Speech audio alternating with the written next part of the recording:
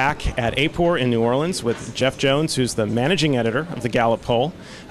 Jeff just finished presenting a survey, or presenting a paper, as we say here, on the interviews that Gallup has been doing this year on cell phones. They've been supplementing their surveys with a cell phone sample in order to catch the small percentage and growing percentage of Americans who have no wireless phone at home but use a cell phone. So if you could tell us a little bit, Jeff, about, you asked on 4 different surveys in the presidential primaries, or you looked at those, what did you find?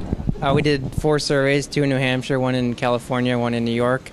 I wanted to include the cell phone only because we figure if you're doing a survey to produce an election estimate, you want it to be as accurate as possible, and excluding cell phone only could affect that. So basically we included a small cell phone supplement in all those surveys. And basically, we didn't find it make much difference. We didn't really expect it to make much difference. That's what pretty much all the research has shown on political questions so far. One of the things that we discovered is even if a state like California, where we have a fairly high percentage of cell phone-only people in the adult population, when you screen down to a likely voter, a lot of them get kicked out because cell phone-only people tend to be younger, minority people who don't participate in politics as much. So when you apply a likely voter screen, a lot of those people end up not making your likely voter sample, even more reducing the impact it has on your estimates. And was there a difference between in the results for Clinton and Obama with the cell phone onlys included in the sample? Not really.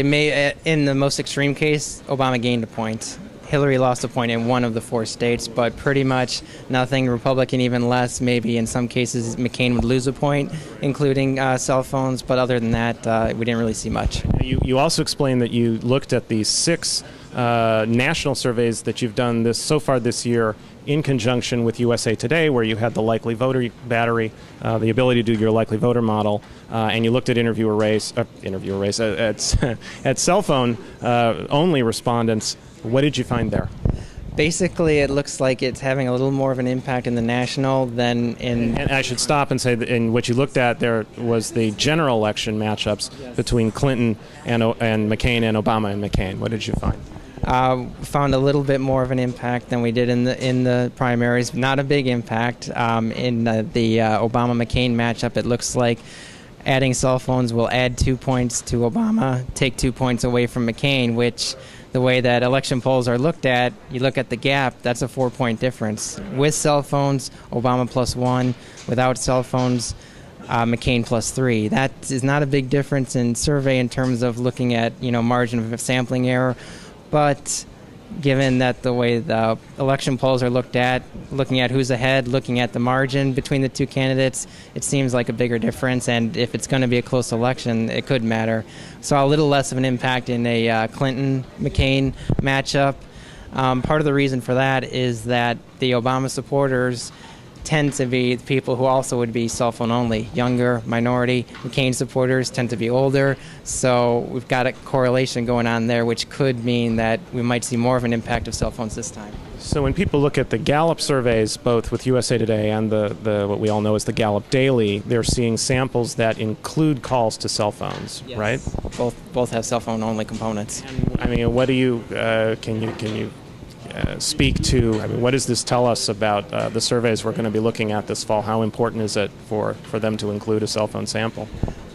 It's kind of hard to say because we don't know what the result is going to be. Once we know what the result is, then it'll be clear whether you should or shouldn't do it. There's definitely arguments for doing it. The best is the coverage. If you do a landline-only sample these days, 80-85% of the people can get into your sample. Real quick question, as I'm curious. At what point, I assume at some point, the Gallup Daily will begin to use a likely voter model. Have you had any discussions internally about when that might happen or when we can start seeing that? Very informal discussions. I don't think it'll be real soon. We haven't made any final decisions. Probably at some point in the fall. That's probably the best I could tell you now. Great. Thank you, Jeff Jones, for your time. For Mark Blumenthal at Pollster.com, I'm signing out.